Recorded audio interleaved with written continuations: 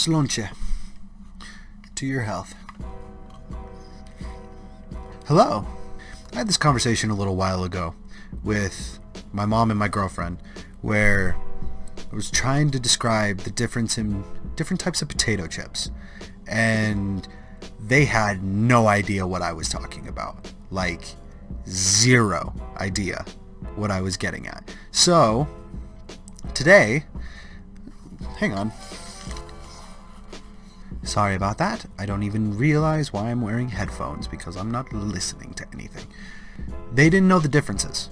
So, like, in my book, there's 4 different kinds of basic potato chips. You got your normal, you got your wavy, you got your rippled, and you got your kettle cooked, which, honestly, by far is probably my favorite. I absolutely love kettle cooked. But they are so bad for you. They are so bad. So anyway, I figured we would go down the list because as I was trying to describe it to them, they had absolutely no idea what I was referring to. Like, I was trying to describe the different ways that the chips look and the different ways that the chips are made, and they just came up blank every time. Like, they thought I was speaking a different language. We're going to do this. I'm going to make this video, and we're going to clear this up. And I'm going to describe to you the differences between all 4 of these different chips. You know, all 4. All these ones right here. All these chips. We're going to figure out the differences. You and me together. So let's work our way from the top to the bottom. Let's just start off with your good old-fashioned normal potato chip. You know, it's fairly thin, it's fairly brittle, it's really salty. The most common brands that people buy in these is Lay's, more than likely. I mean, depending on preference. These normal chips have a tendency to have a certain softness to them. You can bite into them, and like I said earlier, they're fairly brittle, so they break very easily with little force when you bite down on them. And you get a decently satisfying crunch off of them. It's not a bad crunch. I'd say probably you can probably get a 3 out of 5 crunch with normal flat potato chips. But now we move on to the next contender, the wavy. Now, as you can notice, unlike the last chip was pretty flat. It didn't have much texture to it. But the wavy, as it states in the name, has nice big waves in the chip.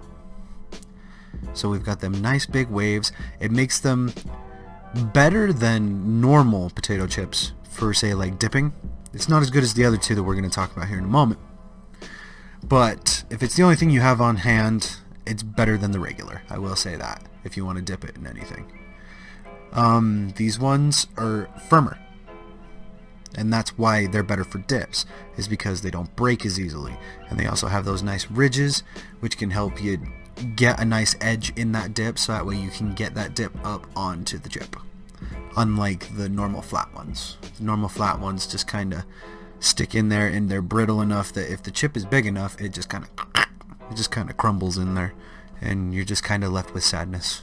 Now you need to get a different chip to scoop your old chip out of the dip, and that's just fucking inconvenient. See, look, it's a nice little heart.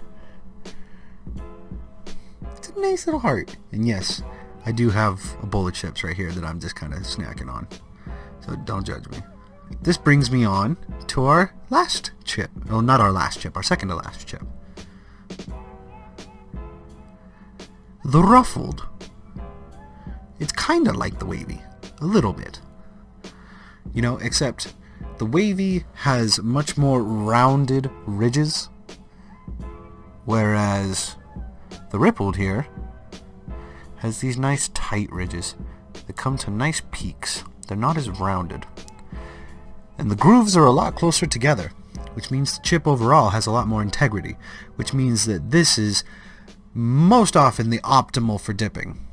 It's got the nice ridges so you can get in there and break the surface of the dip and then just scoop it through. And the chip has enough integrity that it will last the whole time, all the way until it reaches your mouth. Talking about all these savory snacks has got me thirsty. Ooh, get that.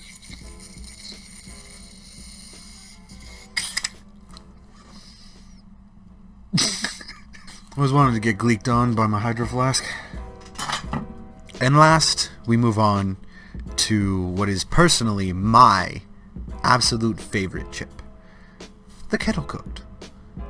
It's nice and thick. Oh, by the way, I forgot to rate the others on crunch. Wavy. You can max out at a 3.5, I would say. And for ridge, you know, for the ruffled, you know, like ruffles, I'd give that a 4. But when it comes to kettle cooked, by golly, we get a 5 out of 5 every time.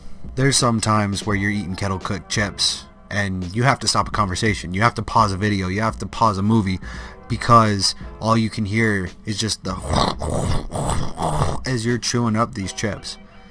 Like, these are no joke. These are probably 100% the sturdiest potato chips. They look relatively like normal chips. Relatively. You can tell a little bit because they've got a certain gloss and a shine to them. They're a little bit more oily. And normally they're made with bigger chunks of salt. But you can definitely tell when you bite down into them because it is the crispiest chip that you can possibly have. Is crispiest even a word? Shouldn't I be saying the most crisp? You decide. I frankly could give a fuck. But for some reason, and I don't know why, I just absolutely love kettle cooked. I love that crunch. I do not know why, but I love it. I want to have it. I need it. It is the best. In my opinion, that is. So if I had to rate the chips, I would probably say that kettle cooked is on top. And this is just for me. This is my own personal opinion. This is my tier list. You can make your own. So at the top is kettle cooked. Next down is probably ruffled. After that would be normal. And then it would be wavy. That's my order.